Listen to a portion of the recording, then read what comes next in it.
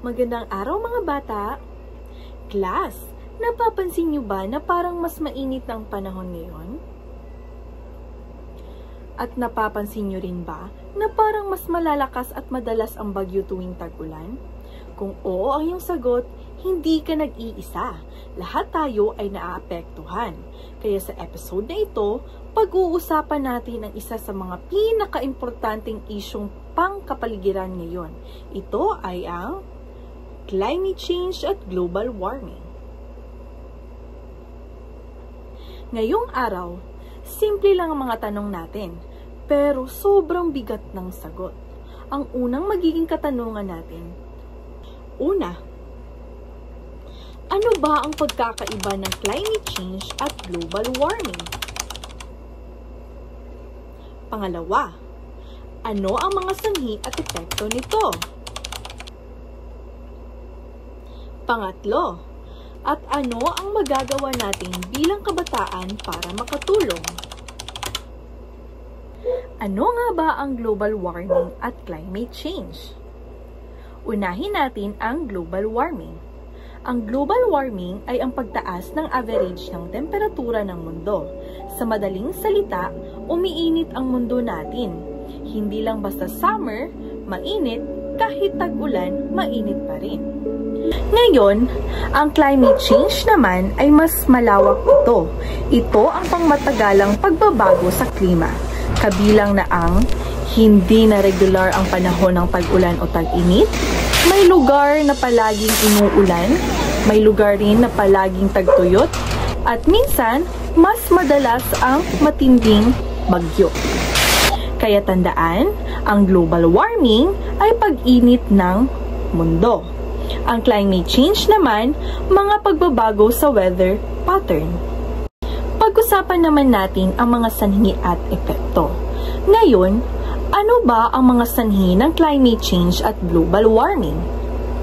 Una, ang greenhouse gases tulad ng carbon dioxide mula sa mga pabrika, sasakyan at pagsunog ng fossil fuels.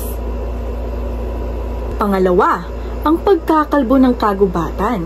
Dahil sa illegal logging at conversion ng forest, wala na mga puno para sumipsip ng carbon dioxide. Pangatlo, ang polusyon. Polusyon sa hangin, sa tubig at sa lupa. Ngayon class, ano naman ang mga epekto nito? Una, matinding init ng panahon. Minsan parang summer buong taon. Pangalawa, mas malakas na bagyo na may kasamang pagbaha at landslide. Pangatlo naman, pagtaas ng antas ng tubig ng dagat. Delikado sa mga baybayin o island communities. Class, ngayon naman ating pag-isipan kung anong mga hakbang o solusyon na dapat nating gawin bilang isang kabataan. Hindi lang puro problema, may mga solusyon dapat din tayong pwede nating gawin kahit sa simpleng hakbang lamang. Una, renewable energy. Tulad ng solar at wind energy, imbis na coal o langis. Pangalawa, pagbabawas ng carbon footprint. Maglakad, magbike, para makatipid ng kuryente. Pangatlo, tree planting. Bawat puno ay panlaban sa global warming. Lagi nyo yang tandaan. Pang-apat, clean up drives. Para sa mas malinis na paligid at hindi baradong kanal.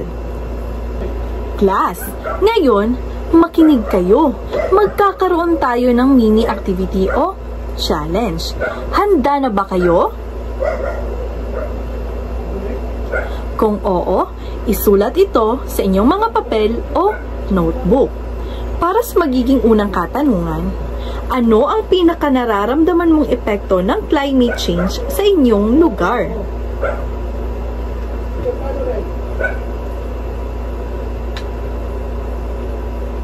Pangalawa, ano ang isang simpleng bagay na pwede mong gawin bilang estudyante para makatulong?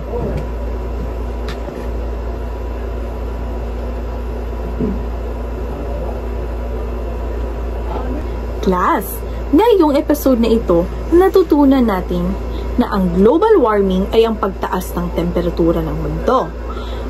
Pangalawa, ang climate change ay mas malawak pagbabago ng klima tulad ng ulan, init at bagyo.